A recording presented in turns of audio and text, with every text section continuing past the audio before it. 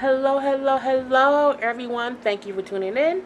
This is Jaylee's Corner. I am, of course, Jaylee, and this is my review for Power Season 4. This is episode 4, titled "We're in This Together." Man, it is 1:24 a.m. Of course, I watch it when it comes on at midnight, just so that I can record, get my notes and stuff early and all that good stuff. I love that Power comes on the day before, basically. So this is going to be my review. But as you know, first things first, if you have not done so already, please take a moment to subscribe to my channel.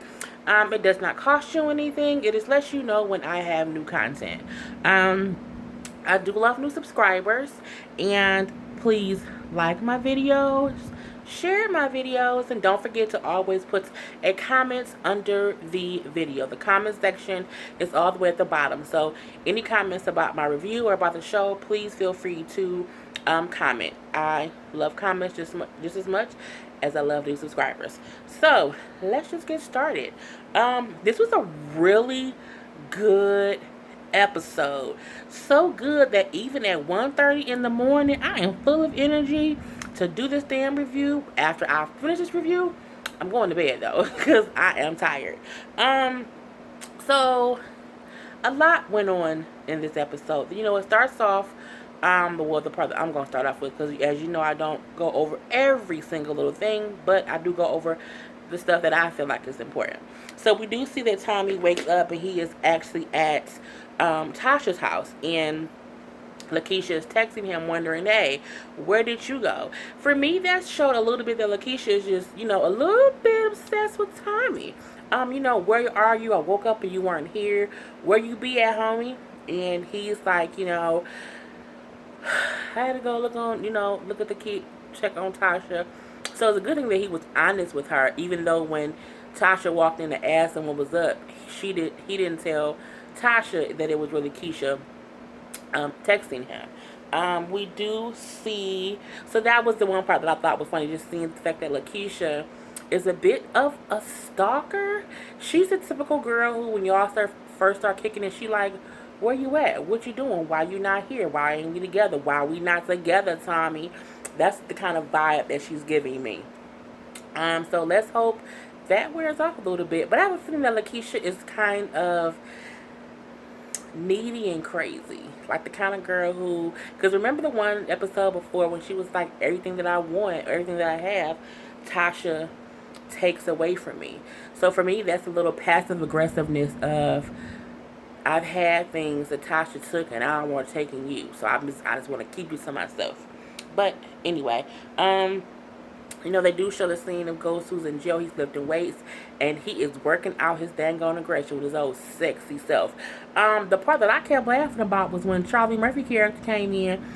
May he rest in peace, but I can't keep, going easy on Charlie Murphy because he passed away. He's a character on this dang on TV show, so I have to be honest in my review of him.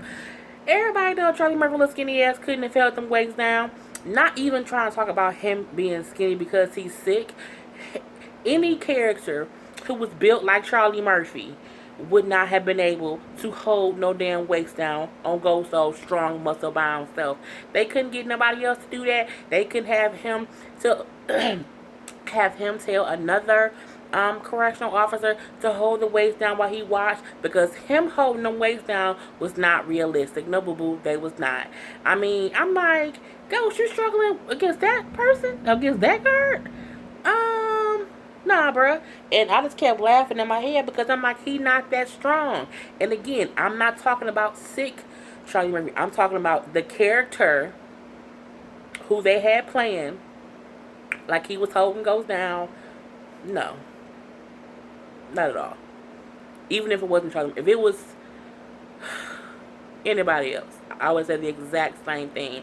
Like, it ain't no way. Ghost was pumping, he was lifting weights more than what Charlie Murphy weighed. So, I mean, I just don't see Charlie Murphy's character having enough, being strong enough to hold this man down. So I'm just like, okay. I mean, y'all was pushing it with that one. But yeah, I thought that part was funny. We do see the prosecutors, Angela, John, Sachs, Sandoval, all of them having a conversation. Since the DNA is thrown out, they have to, of course, get something else on him to make their case stronger. And, so they're trying to figure that out. But you do see John, the head prosecutor, kind of getting Angela's ass about offering Ghost that deal last episode that he didn't approve. And he was kind of pissed off because he was like, what if he would have took that deal and I wasn't willing to give it to him?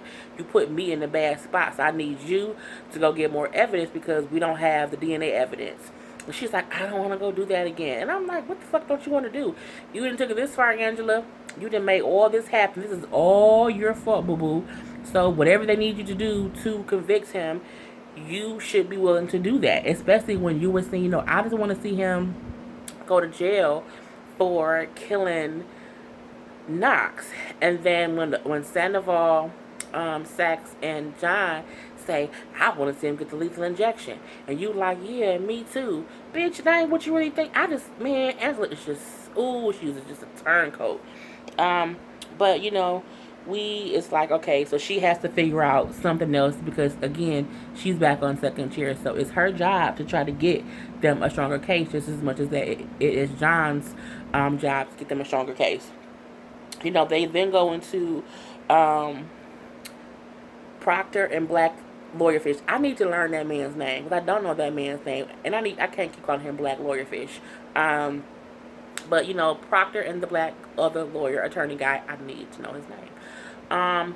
Is talking with James, and they're just basically talking about the gun because they're trying to get the gun thrown out, and they're just trying to make sure that the gun has no kind of ties to James. So there's no way it can come back and be connected to him, because if it is, and they try to suppress it, and then it's proven that it's his in one way or the other, his case is really over and done with. Lethal injection, he gonna die. But Black Lawyerfish does notice that when James get mad, he's that angry black man. He's Ghost, and he's pushing James, and James, of course, is showing his anger, and he's like, that's what we can't have in court. You know what I'm saying? You can't do that. If you do that here, it'll be worse in court because they will paint you as the angry black man, and you can't be that way. You have to be this soft, subdued business owner. And they do let him know that Julio and Dre were both pulled in by the FBI for questioning, and that what could they have said. He's like, nothing, that I'm an upstanding guy.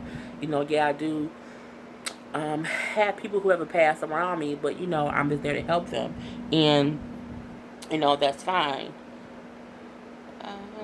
What else was I about to say? Oh, Julio was not confident in himself and the role that he has. Julio was always good as, saying if you need him to do something, he there to do it. But he was never really in charge of the girls. He was never really of the girls, Lord Jesus. He was never in charge of anything significant, I guess I'll say. So him talking with my nose just broke stuff. Him talking, I'm unlocking my thing right now.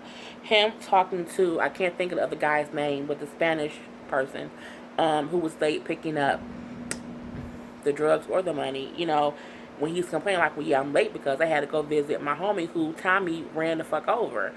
Tommy's out of control. And Julio looks over to the other guy who was on his team and whatnot, and he looking like, because my thing is, you don't let anybody come into your house and question your team. Even if you're trying to keep the peace, that don't happen. When you question the team, you get dealt with. And Julio still doesn't have the,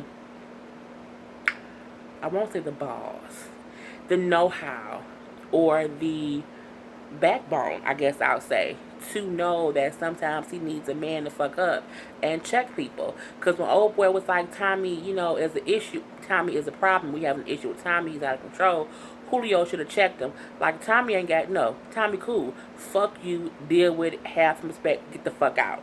But Julio always trying to be diplomatic, he trying to be nice, and he like, I'll talk to him. You know what Tommy gonna think about if he found out that you told somebody else that you gonna talk to him about his antics? Everybody already know Tommy is crazy. So I mean, Julio need to just man up and grow some balls and not be scared of Tommy or of anyone questioning his rank.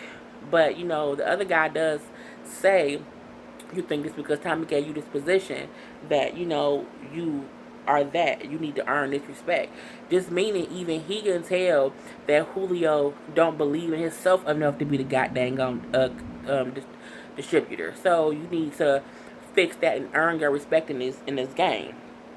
So I thought that was good because it's true.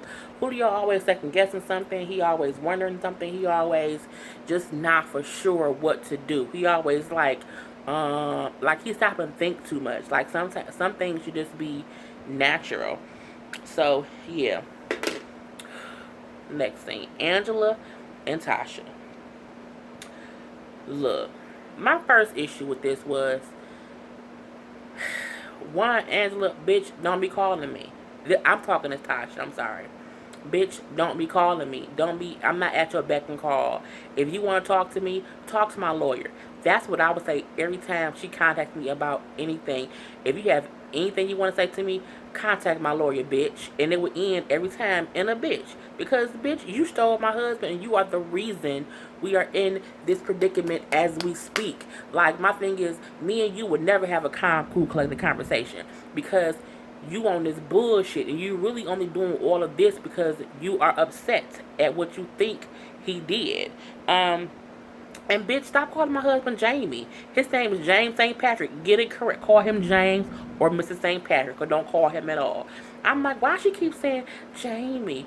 Bitch, you said, it was just making my skin crawl, and I hate that Tasha don't check her the right way. But even as Angela was talking, Tasha did say, bitch, are you trying to make me step the fuck out of you? Because that's what it was going to, because you're not going to keep testing my patience, homegirl. Because at the end of the day, Angela is the other woman. Angela was the mistress. It doesn't matter if her and Jamie was in love when they were kids or not. That doesn't matter. That was a married man who you fucked. And because you fucked this married man, and because he slept with you, y'all have created this ripple effect that just fucked up so much stuff. So I'm not saying Angela is the only one to blame, because Ghost is just as much to blame as she is. But Angela be trying to play this innocent role as if he played us both. No, bitch. You played yourself because you knew he was married when you fucked him. Okay, I'm sorry. I'm back. Anywho, so yeah, Angela was basically trying to play the game of, he hurt both of us. He was lying to both of us. Wouldn't it be cool if we both teamed up and got him all together and we took him down and we was the last two standing? Bitch, no. My husband is still my husband. I'm still down for him, you know, come hell or high water. I ain't teaming up with you, bitch. You ain't want to team up with me when you know, before you didn't want to team up with her before all of this. You didn't want to make a case, you know, have her help you beforehand. Get some real evidence against the man. No, but like Tasha said, now that the DNA was thrown out, now you want to call me and ask for my assistance. Nah, bitch. We can't work together. And then she, you know, broke the news that James was offered a deal. She tried to implicate the fact that James turned down the deal and basically said fuck her. And that ain't what he did. He turned the deal down because he would have had to flip on Tommy. And again, he didn't do it. So him not taking the deal wasn't saying fuck his wife, you know, fuck Tasha. That's not what it was, but that's what she made it seem like. You wanna know why? Because she's a sneaky old mistress bitch. And, you know, I'm like, that part is just, you know, crazy. And then she kept trying to make it seem as if push came to shove, that Ghost would sell Tasha out if he had to. I mean, the whole scene is just like, y'all trying to, she tried to make them two motherfuckers be the goddamn dynamic duo. Bitch, y'all ain't Simon and Garfunkel. Y'all ain't Salt and Pepper. Y'all ain't Two Live Crew. Y'all ain't, you know what I'm saying? You can't want to be a team with her now because you can't take down her husband. Like, what kind of selfish bitch does that? After you fuck my husband and then arrest my husband, you want me to help you? Because you think we both was hurt by him? You hurt me more than he did because you knew he was a married man and you basically said, fuck me. So it ain't like he hurt me. Y'all hurt me, bitch, is what I would have said. But sometimes Tasha just don't say what she need to say. And even when Angela telling her the fact that Ghost was offered a deal, and of course she didn't know, but she played like she did. Kudos to you. I just like how Tasha didn't let Angela see her sweat. She didn't let Angela know that she was nervous. She didn't let Angela win, basically. Um, so yeah, we go to the next thing because of course Tasha walks away and she's like, no, I'm not helping you. I still would have said to her, bitch, contact my lawyer. The next thing that we have is Tariq still hanging out with god dang on Kanan and Kanan's sidekick who name I don't know. And they giving that boy money from the stuff they stole and then sold. They giving him drugs. He's still drinking that goddamn lean. And, it's the little girls over there and stuff. It's just like, the fuck? I mean, Tariq is really, like, confused. Like, he's really he's stupid. And, sometimes, well, this might be the only time, I feel bad for how hard people is on Tariq. I think we do forget he is a kid. You know what I'm saying? He's a teenager, and I think back to the dumb things I did as a teenager. I didn't turn on my parents. Like, I'm not gonna ever, never ever turn on who raised me. That I would not do. But in the aspect of just getting caught up in the wrong crowd, Tariq is extremely caught up in the wrong crowd. And because at this point in time he's mad at his parents, it plays a factor to him being a fucking idiot. I'm ready for him to stop being a fucking idiot. Like, he can't be a fucking idiot next season. If y'all still have Tariq as a fucking idiot next season, the show is shit. Like, you can't keep going on with him being this fucking stupid. You also can't keep going on with people not knowing Kanan is alive. Like, I need y'all to address that shit soon. You know what I'm saying? Because Kanan can't just be chilling with Tariq like it's cool. I need y'all to address Kanan still being alive and no one knowing, and Tariq being too goddamn stupid. Yeah. Keisha and Tommy meeting up. No.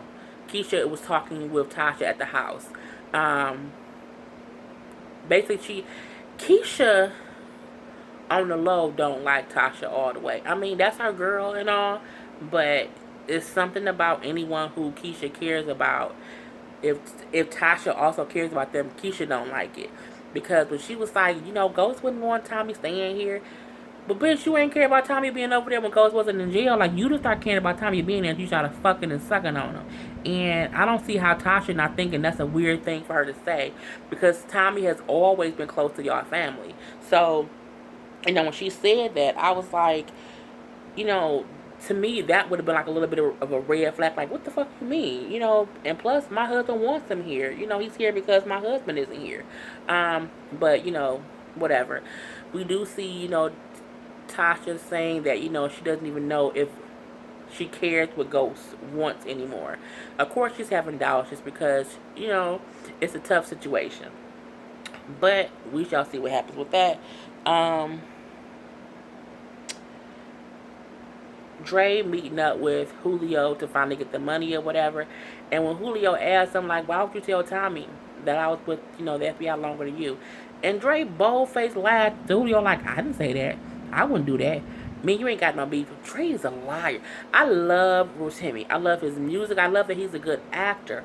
But he's such a good actor that he gets on my fucking nerves as Dre. Just because, he has something against Julio. We know that clearly. Because even when, the same guy who Julio had an issue with earlier in the show, the guy who was saying, that Tommy has an issue, I can't think what his name is. But when he went to the club talking to Dre, and he mentioned, how Julio was fucking up a little bit. Dre like, what you mean he fucking up? Like, it's like he looking on dirt to get against Julio. And I think it's because he want Julio's spot solely because he need that spot to keep paying Kanan.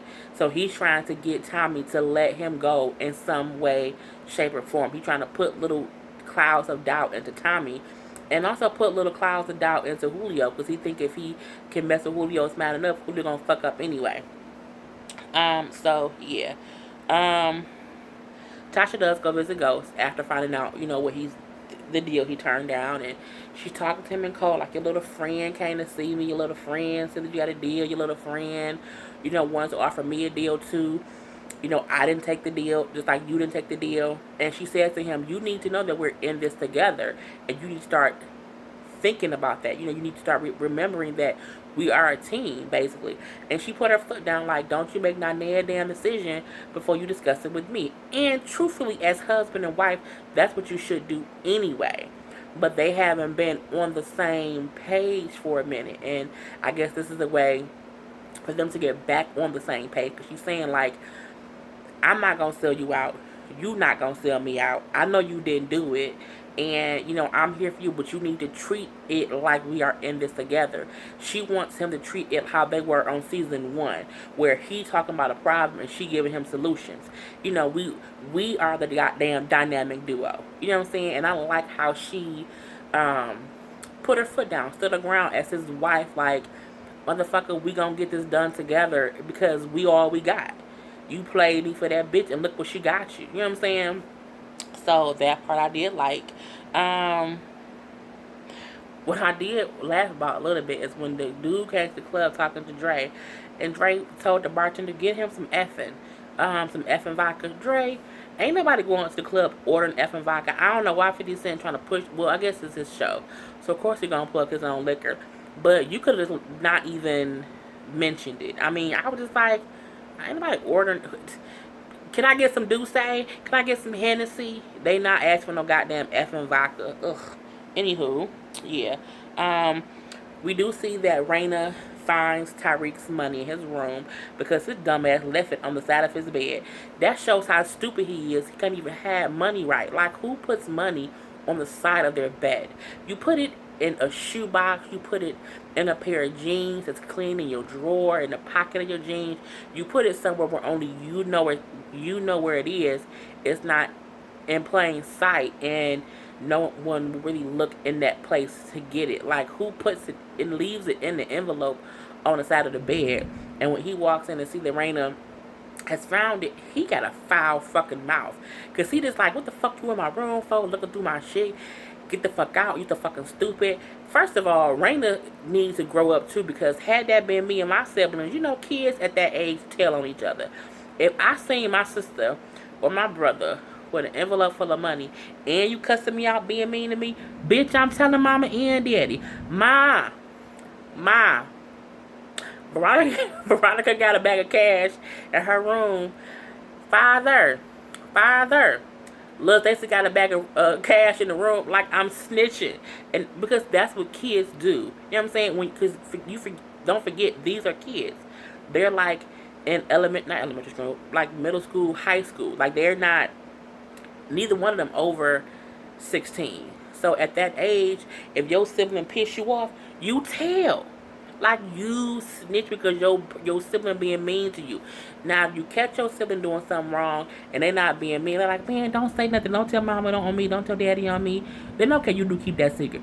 But if you cuss me out, bitch, I'm snitching. Raina needs to man up too and snitch on Tariq. Because if Raina spoke up a little bit more, he wouldn't be down the goddamn creek without a paddle with Kanan and them stealing.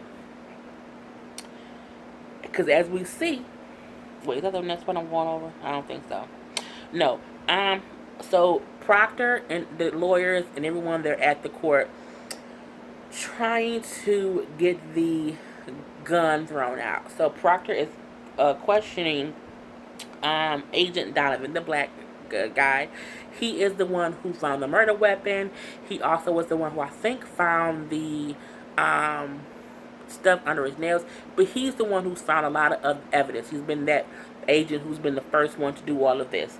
And when I tell you Proctor, for some kind, I'm just gonna say I think Johnny Cochran soul came up from the dead and was in Proctor, because he showed enough OJ that shit. He was Johnny Cochran on their asses.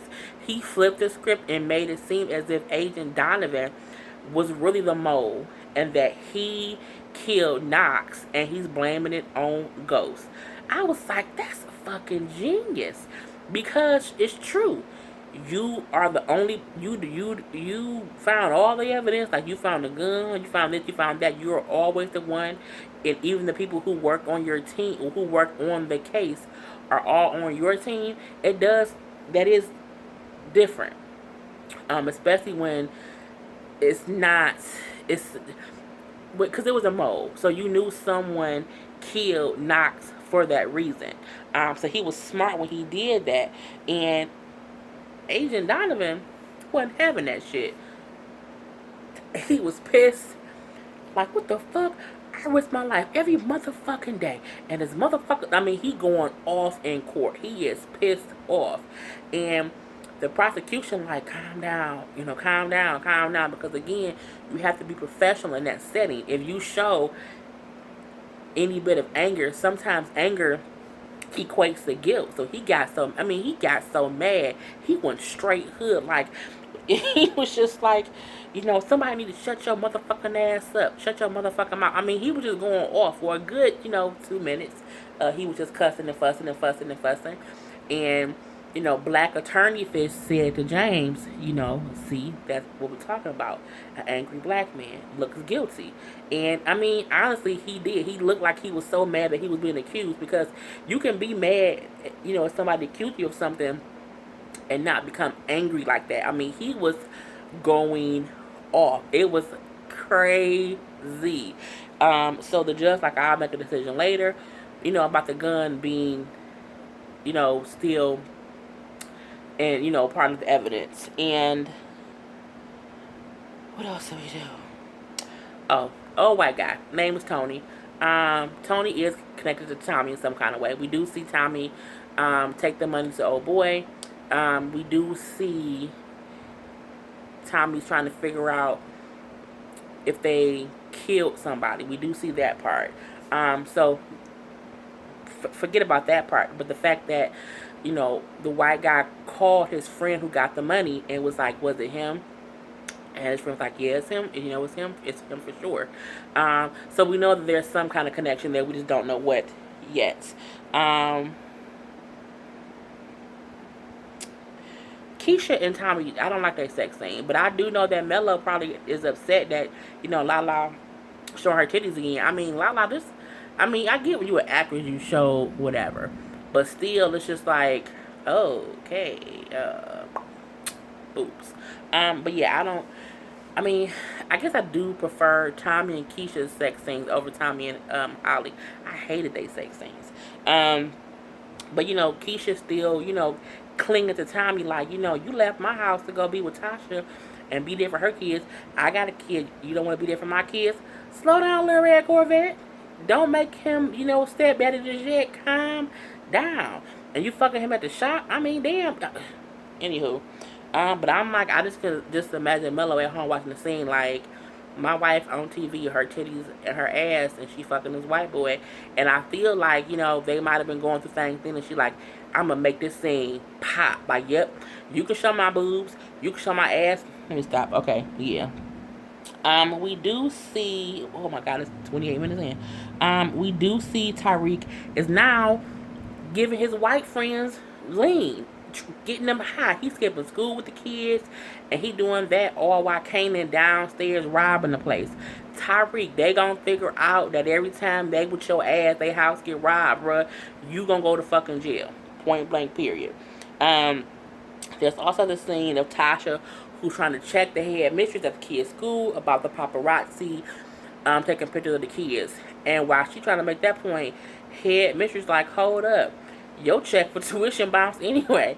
Because as we see, the feds have seized, their assets. They close them down. They run it into Truth. They shut Truth down. They shut down Lakeisha's shop. They're shutting down everything that has to do with him, his wife, and any associates. But yeah, she found out, like, she got her face handed to her as she's complaining about damn paparazzi. She like, your check for tuition bounced. So you have to the end of the week to pay tuition or your kids will be suspended. And had a little smirk on her face. And sometimes as black people, we can't check people and have that whole attitude. That's the equivalent when you go to the dang on store and you mean to the goddamn cashier and your car get declined. It's karma. So yeah. To the feds closing on all that stuff. You know, when they get home and Keisha's calling Tasha to tell her what happened. Tariq, he leaving the house, like, you know, he giving Raina the finger. Raina, snitch Raina, snitch. So yeah, we do see that I have so much more to go over. It's crazy. But no, Tariq, of course, he does go to hang out with Kanan and them, and we do see that Tariq don't deserve no coochie. He trying to fuck old girl that's there, the little young girl, and Tariq, you don't deserve no coochie at all. But Dre sees Tariq there because he's there giving Kanan money, and Drake's shaking his head. Dre, it's your fucking fault. Had you told them a long fucking time ago that Kanan was alive, they could have protected Tariq. You knew Kanan was going after Tariq. You let that shit happen. So it's all your fucking fault. Don't shake your head now. Anywho, we do see that Proctor meets with the Homeland Security guy. He's letting him hear the audio, and as he's letting him hear the audio, I'm thinking to myself, Tommy gonna kill that man. Like, I don't know when he gonna kill that man, but Tommy gonna kill that man. And soon as the whole tape is playing, Tommy walks up from behind him and stabs his ass to death in Proctor's apartment. And Proctor like, what the fuck, Tommy? You know, Tommy is just trying to protect himself. Tommy in the back of his head still think that Ghost is trying to set him up in some kind of way. That Ghost might be trying to flip on him, and it's not even the case. So he kills the guy in Proctor's apartment because now him and Proctor have something in common. Like, you can't let Ghost turn on me, because Ghost turn on me gets your ass in trouble. You know, so that part was cool. What else? We do find out that Ghost flips the stuff on the old man. He can no longer blackmail him because he knows who he is. So, you know, we know who you are, and if you try to, you know, tell the prosecuting people or whatever, I'll let the people who you killed family know you killed him, and I'll also let them know where your wife stay. So it's good that he was able to stop that whole blackmail part, and, you know, I was tired of that part anyway. What else? Oh, Proctor's out. The prosecution brought up that Proctor was also the attorney for Tommy. So you can't be the attorney for Tommy and be the attorney for Ghost when their cases are connected. So, of course, they have him removed from the case. But the good part is the judge also threw out the gun. So the gun's gone, Proctor's gone. You know, all that's left is James and the goddamn gun black attorney. So for me, that was funny. What else? Proctor does show up to Angela's apartment, and he's drunk. He's very drunk. He's so drunk that he's telling her, like, Ghost did all this for you. I told him the truth between his own life and between you, and he chose you. And that is the reason he's in this whole mess. And, you know, that whole thing was, I'm looking at the damn clock, it's too much talking. But, you know, he lets her know Ghost didn't do it. And, you know, that part is just like, you didn't know, he did not do it, dummy. So yeah, we also find out that once Angela has that meeting with Proctor, she starts thinking, and she then asks for the video surveillance from James's office, and she's watching it, and she's watching it, and she's watching it, and she keeps looking at the bar part as, you know, Ghost is walking around the office, and there was like his little bar, like it was like some glasses of like liquor or whatever, and like a little tray of glasses and stuff that was sitting on top of the bar. On the video, on the pictures from the office when they found the murder weapon, it had been moved, but she sees he never moved it from the moment he got to the club after James was murdered, and from when he left out of his office and then he was arrested. He had never went back up there. He never hid the gun. He never even went over to the bar area, which proves someone else did it. Not only that, she looks and she sees the last person to view the video was Sandoval. And that's how it goes off. Angela saying, oh my God, he never hit the gun. So she knew that he didn't do it. She also realizes that she fucked up. That she made all of this happen and he didn't do it. And hopefully she feels stupid. So that was my long ass review of Power, but it was a lot that happened, so I just had to cover it all.